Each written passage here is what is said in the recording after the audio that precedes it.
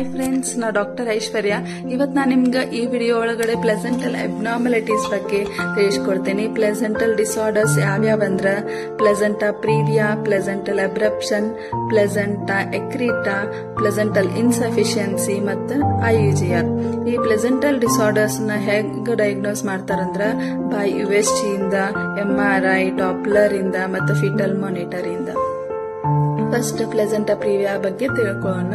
Placenta previa ಅಂದ್ರ cervix ನ placenta partial or completely cover ಮಾಡಿರ್ತೈತಿ. ಇದರಿಂದ ಪೇನ್ಲೆಸ್ ವಜೈನಲ್ ಬ್ಲೀಡಿಂಗ್ ಆಗೋ ಚಾನ್ಸಸ್ ಇರ್ತೈತಿ.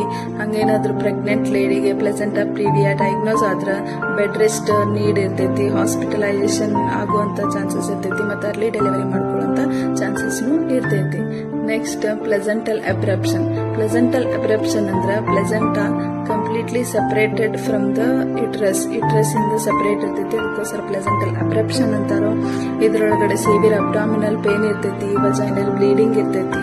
ಏನಾದ್ರು ಇದು ಡಯಾಗ್ನೋಸ್ ಆದ್ರೆ ಎಮರ್ಜೆನ್ಸಿ ಸಿಸೇರಿಯನ್ ಸೆಕ್ಷನ್ ಮಾಡುವಂತ ಚಾನ್ಸಸ್ ಇರ್ತೈತಿ. ಹಾಸ್ಪಿಟಲೈಸೇಷನ್ ಆಗುವಂತ ಅವಶ್ಯಕತೆನೂ ಬೀಳ್ತೈತಿ. Next placenta accreta.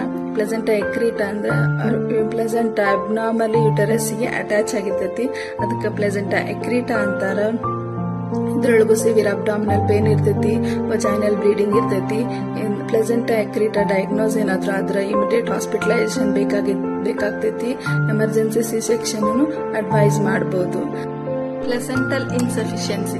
Placental insufficiency ಅಂದ್ರೆ placenta fail to supply oxygen ಮತ್ತು ನ್ಯೂಟ್ರಿಯೆಂಟ್ಸ್ ಟು ದ ಬೇಬಿ ಅಂತ ಹೇಳ್ಬೋದು.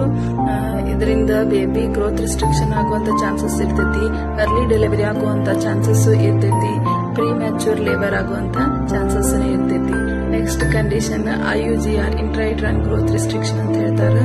ಡ್ಯೂ ಟು ಪ್ಲೆಸೆಂಟಲ್ ಇನ್ಸಫಿಷಿಯನ್ಸಿ ಇಂದ ಪುವರ್ ಪ್ಲೆಸೆಂಟಲ್ ಬ್ಲಡ್ ಸಪ್ಲೈ ಇಂದ ಬೇಬಿ ಗ್ರೋತ್ ರಿಸ್ಟ್ರಿಕ್ಷನ್ ಆಗುವಂತ ಚಾನ್ಸಸ್ ಇರ್ತೈತಿ. Thank you. ಈ ವಿಡಿಯೋ ನಿಮ್ಗೆ ಇಷ್ಟ ಆದ್ರೆ ಲೈಕ್ ಮಾಡಿ, ಫಾಲೋ ಮಾಡಿ. ಬಾಯ್ ಬಾಯ್. ಸಿಗೋಣ ನೆಕ್ಸ್ಟ್ ವಿಡಿಯೋದಲ್ಲಿ.